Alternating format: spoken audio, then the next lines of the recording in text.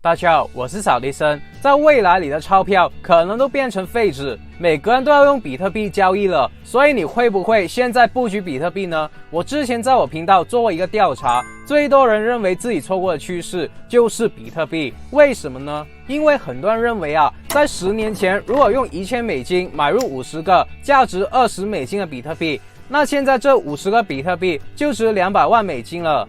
你还用打工，还用跟着我创业吗？哪需要搞这么多东西啊，对吧？但同时呢，现在最多人诟病比特币的，就是说这是一场骗局，是假的，是割韭菜。我想问的是，虚拟货币，因为虚拟2字，那它的价值就是假的吗？我们不能说，因为别人在比特币赚到你没有赚到的钱，所以你就想跟着他去投，也不能因为在这段时间很多人买了比特币，身家瞬间蒸发了一半，你就认为比特币就是骗局。我们想要赚到钱，就必须要搞懂比特币的本质是什么，它的核心投资价值是什么，然后投机的趋势怎么看。什么叫做本质就是它真正值钱的地方，而不只是单纯的告诉你比特币是什么。这些你网上也可以搜到一大把。当你真的想要赚钱，你要的不是这些二手的资讯，而是我们这些真正向金融巨鳄请教过的。我会帮你建立属于自己的思维系统，去判断每一笔投资，而不是人云亦云。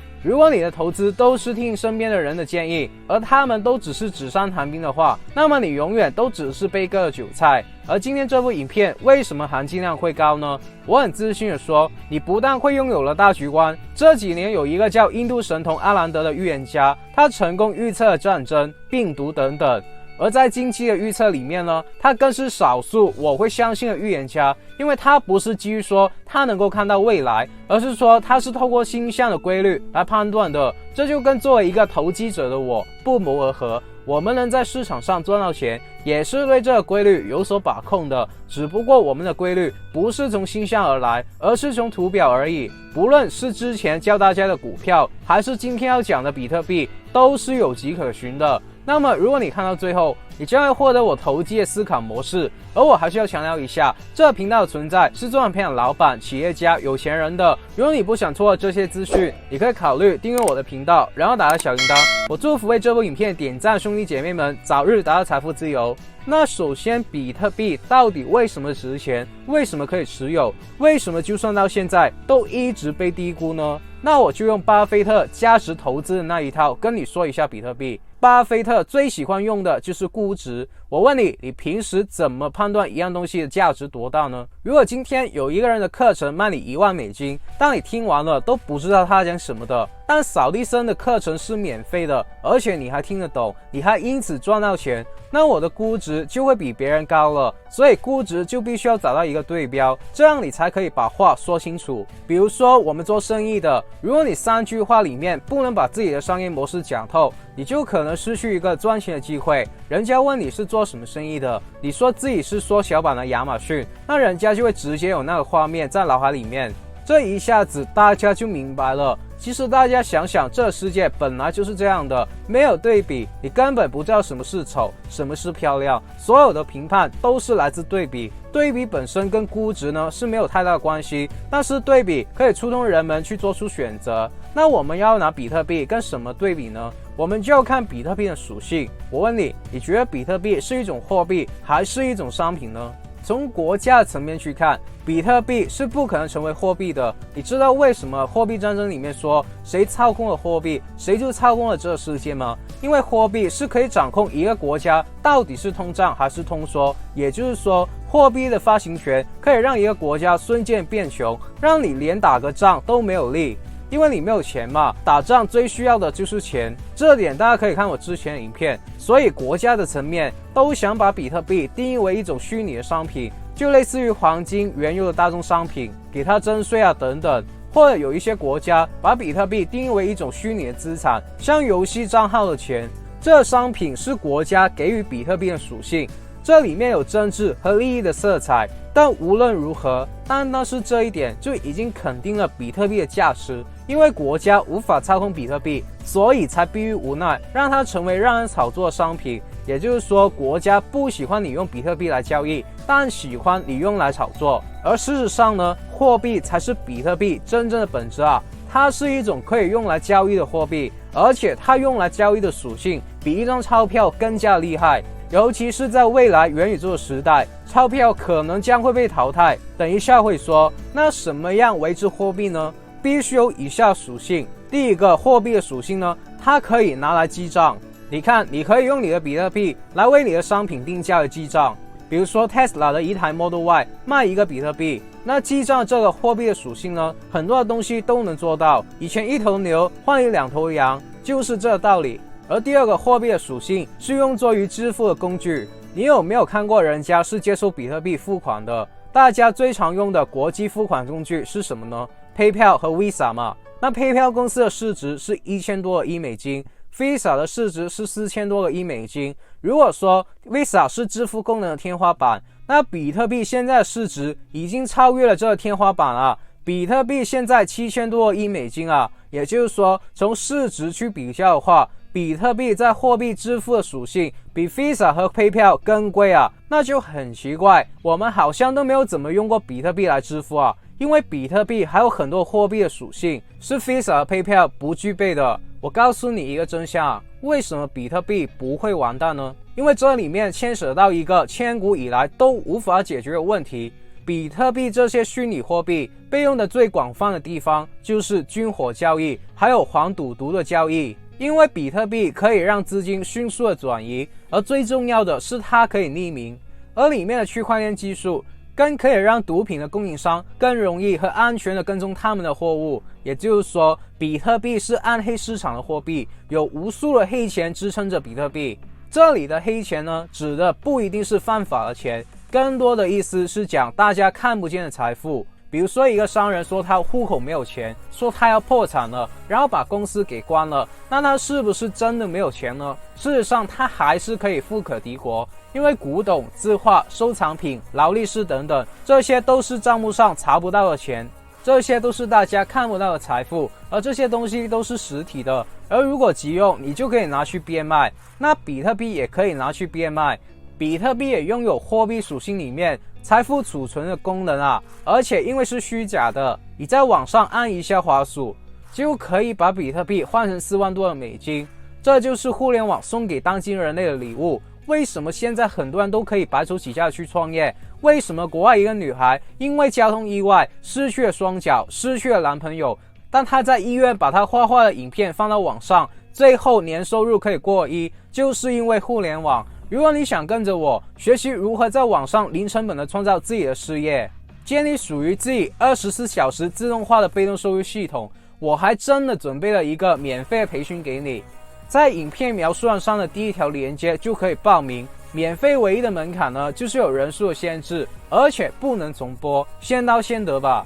所以比特币会不会崩盘呢？只要暗黑市场一日存在，比特币就很难完全崩盘。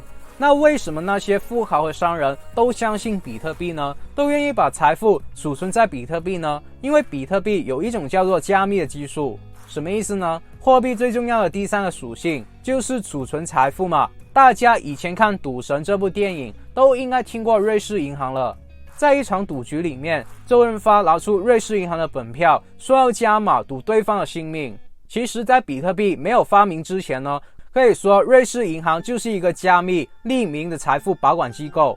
简单的说，瑞士银行是世界最安全的银行，它本身的保密制度呢是任何人无法干涉的，就包括瑞士的政府、它的元首、情报机构、资金的账户都不会被冻结的。还有一点是不怕战争影响的，瑞士是中立的国家，不但不会有国家攻击它，也不敢攻击它。包括2战期间，希特勒也不敢攻击它，因为除了富翁呢，还有各国的政要、首脑的私人资金存在那里，甚至有很多国家层面的财富也存在瑞士，是国家性质的存款。如果说你对瑞士有图谋不轨，实际上呢是对那些非常有实力的人有所图谋，所以就形成了循环。它的保密越好，各国的富翁、掌控政治、军事的这些人，包括黑帮，也都希望它安全，也不愿意去伤害瑞士，所以让它这种保密的机制更加的加强循环。其实说白了，就是在很长的一段时间里，你把钱放到瑞士银行，就相当于买了比特币，基本上就是没有人能动得了。所以我们可以简单的把瑞士银行看成是一个类似于比特币的加密公链。但是在08年后，因为金融危机嘛，为了加强监控银行体系，中美这些国家就开始施压，最近几年也开始要求瑞士银行公开一些账户系统。所以在这种情况下呢，瑞士银行它的加密性就开始下降，它的市值也从2300亿降到了现在几百亿美金了。我认为也是这个原因，比特币才有一个网名叫中本聪的人发明，到现在我们都不知道这个人是谁，是一个人还是一个组织还是一个国家呢？不知道。但有一点可以肯定的是，有一部分需要放在瑞士银行的钱就放在比特币里面。当瑞士银行答应给一个国家开后门，让他们去看一些用户账户的时候，其实很多富豪，很多掌控了全球很多资源的人呢，就早就已经布局了。他们早就在想，如果瑞士银行都不安全，我不能再把资产放里面了，那能不能创造一个更安全的地方呢？这些人会不会去雇一些天才去研究比特币这样一套隐藏资产的系统呢？08年比特币诞生，正好是瑞士银行开始走下坡的时间段。我的想法是，有这么巧合吗？但这些已经不重要了。我们去想加密的这项技术对于比特币的估值能增加多少。如果刚才有支付属性的天花板是 Visa， 它的市值4500亿美金，而有储存财富属性的天花板瑞士银行当年最高的市值也就是2300亿美金的水平。如果把这两项功能加起来，就是7000多亿美金了，也就是现在比特币的市值。但这市值是不是已经是比特币的天花板呢？比特币最重要的属性是以前大部分货币都没有的，就是去中心化的属性。这个才是比特币暴涨的核心原因，因为支付和加密的技术在现在体系下都能够做到，而且相对来说是既有效率又值得信赖的。可是去中心化就不是那么简单了。你看瑞士银行也能加密，但就是不能去中心化。但很多时候我们把区块链的加密和去中心化放在一起来解读，但实际上呢，加密和去中心化是两个不同的概念。什么叫做去中心化？先说中心化，就是有管理员。比如说你把钱放到瑞士银行，瑞士银行就是你的管理员，那里面的风险就是瑞士银行倒闭了怎么办？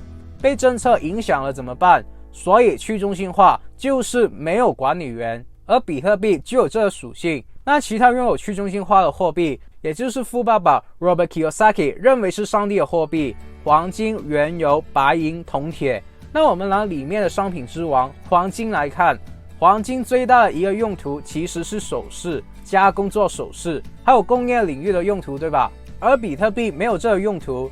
但黄金的第二个属性是去中心化的财富储藏和它的财富传承，这个是可以和比特币对标的。那黄金这东西目前的市值是8万亿美金，其中国家也持有不少。我们保守估计，如果其中只有30%纯投资形式的话，也有24000亿美金而比特币目前只有7000多亿美金的市值而已。那如果黄金价格未来持续的上涨，比如说未来10年翻1倍，那这市值的极限也会相应的向上翻1倍。那水涨船高的话，比特币的估值会不会跟着涨呢？如果我们按照这个对比价来看的话，黄金跟比特币之间呢是互相替代的，最高的价值其实就是这个去中心化吧，就是我们人类希望防止系统性的风险嘛。而为什么自媒体是去中心化的行业，让每个人都可以创业？比如说 YouTube 这样的平台，不会说你是明星，所以我就推荐你的影片。很多的明星都没有我订阅的1/10，为什么呢？因为 YouTube 的人工智能有一个系统，它有一个评分的标准去评估你的影片。如果你的影片能得到它的评分标准，你就会变成比明星更红的网红了。所以自媒体是互联网给予我们每个人绝对公平的创业机会，这也是为什么那么多一无所有的人在很短的时间摇身一变达到财富自由的原因。而能不能突围而出呢？就看你有没有方法。对我而言，我认为创业就是一门科学，是有系统可以复制的。那么我也毫无保留的把这个系统介绍给想要透过网络公平创业的人。而如果你想要得到这个评分的标准，你一定要在描述栏的第一条链接走进我的免费培训，我会在里面公开我自己研究8位数的系统。那除了去中心化，比特币最特殊的地方就是能够把3个特性都集合起来。它既是 Visa， 还是瑞士银行，又是黄金。那你想想，如果说它这3个功能都具备的话，那它的估值怎么估呢？而且比特币更是优秀的货币，你看美元是货币对吧？津巴布韦的钞票也是货币对吧？但这些都是一张纸而已啊，而比特币是虚拟的，也就是说你连钱包都不用带，你就可以买卖了，是不是更方便？所以从货币的属性来看，为什么钞票可以取代黄金？就是因为钞票更容易携带嘛，然后国家用它的信誉和名义去担保，说这张钞票这张纸有价值，然后你就用来交易。所以国家不承认比特币，就导致了在明面上还不是很多人用比特币来交易。比如说你不会吃的饭，然后说要用比特币付钱，但正因为国家不承认，比特币才能成为带有货币属性的商品。不像你去炒外汇，你只能炒中间的差价，因为国家每天都不断在印钱嘛，钞票越来越多就不值钱了。而比特币是会随着供应越来越少而不断的升值的，因为比特币就只允许发行2100万枚，这就很重要了，也就是为什么比特币在过去让无数人致富的原因。所以虽然说目前很多国家都不承认比特币是货币，但将来呢，元宇宙的出现将会对虚拟货币有大量的需求。你在网上还会用钞票去交易吗？你打个游戏都要买个点卡吧，都要用游戏币吧。所以元宇宙时代真正来临的时候，大家在网上都要用比特币交易的时候，现在的国家会不会想持有比特币呢？哪个国家持有的比特币的数量最多，谁就操控了这个世界，不是吗？那比特币的市值会不会再提升呢？所以我认为比特币的市值目前还是被低估的。而印度神童最新的预言说，在这个月或者下个月，比特币将会崩盘。那我将会怎么部署赚钱呢？印度神童之前的预言为什么可以在图表上有迹可循呢？大家看，绿色这条线是之前比特币价格最重要的一条支撑线，因为比特币的价格在之前这个$29,000的时候就进行过一次反弹嘛。那这也意味着很多人一看到这条绿色的线，就会觉得比特币的价格很便宜。为什么比特币会在这里出现迅速的恐慌性抛售啊？因为几乎每个人都想卖出他们手上的比特币啊，卖的人远比买的人多啊。那为什么比特币的价格会在这条绿色支撑线停了下来呢？就是因为有一帮觉得便宜的人，他们在这里进行了抄底的动作，开始有人买比特币了。而想要买的人跟想要卖的人数量差不多的时候，比特币的价格也因此横向的发展了。那为什么我们投机者可以判断比特币开始反弹呢？当比特币的价格突破了黄色这条线，也就是这个横向发展的区间，也意味着买的人开始比卖的人多了。那这时候我们可以判断，很大的几率是买价市场。再加上一个很重要的因素，比特币的价格突破了紫色这一条50天平均线，还有黑色这一条200天平均线，也就是说从中期和长期都回归稳定了。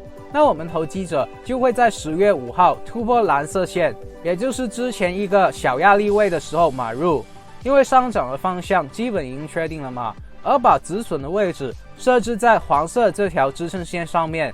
然后什么时候卖出呢？我们一般在之前的压力线，也就是红色这条线，都会设置一个止赚，就是说如果比特币的价格突破了压力线继续涨的话呢，就没有事，我们就继续放着收钱。而如果突破了以后跌回来的话，就证明比特币它无法完全突破之前的压力，它就很大机会掉头下跌了。那这就跟印度神童说的预言一样，他说在11月的时候，比特币的价格将会破顶，也就是这图红色的那条线之前的顶部$64,000的压力线，随后将会抵不住压力，在之后的日子里面大回调。那这已经中了。印度神童他厉害的地方，不只是准确预测方向，更是准确预测事情发生的日期。所以他最新的预期呢，他说很大机会在最近3、4月的时候出现崩盘爆破啊。首先崩盘的几率也是很高的，如果大家有看我之前影片的话，比特币现在已经处于第3阶段，准备踏入第4阶段了。因为紫色50天平均线已经跌破了200天的平均线，而且价格更一路踏进了之前的横向区域，目前在黄色支撑线徘徊，也就是说买方和卖方的交投还是很稳定的。一旦卖方多于买方，而要造成比特币价格崩盘的话，就是当价格跌破最后一道防线，也就是绿色这条重要支撑线。如果比特币跌破了29000美金，就会崩盘了。因为往下看，下一个支撑位在19000左右的位置，就是黑色这条线，也就是说这里面有10000美金的溢价。如果我们反向操作，我们用期货杠杆的效果去做空比特币的话，那这段时间就可以迅速的获利。这个是我的看法，但是这个月或者下个月会不会出现比特币崩盘的这个情况呢？那就要看印度神童的预言准不准了。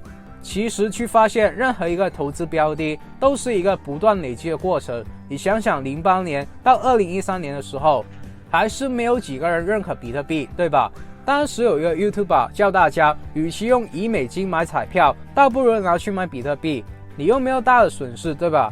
如果当时你真的跟着做，现在最起码就是一个百万富翁了。但结果有多少人真的去听呢？我自己就很懊恼，当时还是一个小孩，我不懂，但现在我懂了。新的投资品会随着它的价格上涨，随着它市值的提高，才会不断的有人认可。就跟黄金一样，黄金也是在很长的一段时间里面，大家认为它已经失去了它的价值。在上个世纪90年的时候，当美元在全球市场开始的时候，为什么美元加美金就是越来越值钱？大家想办法赚取美元的时候，发现黄金就只是一个可以带进坟墓的东西，对吧？但是后来发现纸币开始贬值，大家又重新去关注黄金，黄金的价格又开始上涨了。所以说，其实价值的发现不光是重复的，而且是阶段性的。但有一点可以肯定的是，就是说它整个过程是能够叠加在一起的，就累积在一起。这段时间大家都说比特币是骗局，是割韭菜，这段时间你对它不看好，但是过了一段时间，看好的人就会比之前更多，这就是经济。所以我祝福大家可以把握机会，尽快的报名互联网创业的免费培训。而如果大家还想了解更多比特币，我也推荐大家老高的影片，他解释的很详细。好了，有什么问题可以给我留言，只要你们能在我今天说的内容里面找到1-2句话是有用的，能够帮助自己的人生过得好一些，我就心满意足了。那么如果你不想错过任何关于成为富人、企业家、投资家、达到财富自由的免费信息，我还是呼吁你订阅我的频道，然后打小铃铛，然后无私的把影片分享出去。我真心的祝福为这部影片点赞的兄弟姐妹们早日达到财富自由。好了，我们下个礼拜不见不散，拜。